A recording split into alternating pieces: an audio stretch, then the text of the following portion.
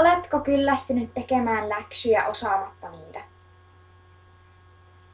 Meillä on ratkaisu tähän ongelmaan. Me autamme sinua. Sekaluku.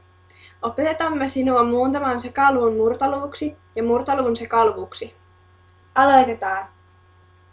Sekaluvun saat muutettua murtoluvuksi, kun kerrot nimittäjän kokonaisilla ja lisäät osoittajan.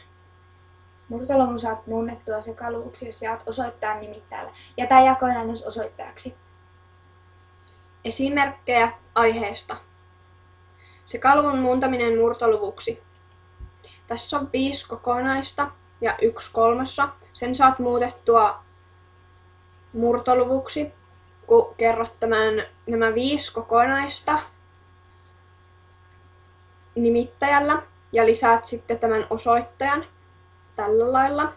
Ja sitten siitä tulee 16/3.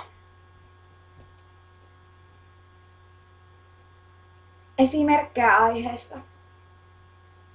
Murtoluvun muuntaminen sekaluvuksi.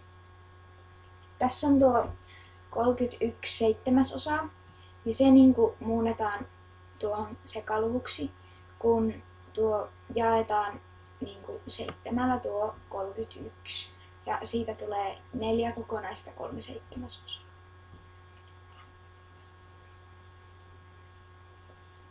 Nyt toivon mukaan opit sekaluvun muuntamisen murtoluvuksi ja murtoluvun muuntamisen sekaluvuksi. Tässä pieni kertaus. Sekaluvun muuntaminen murtoluvuksi. Kerro aina nimittäjä kokonaisilla ja lisää osoittaja. Murtoluvun muuttaminen sekaluvuksi ja aina osoittajan nimittäjällä ja tämä jakojäännös osoittajaksi. Tekijät. Laura, Sirja,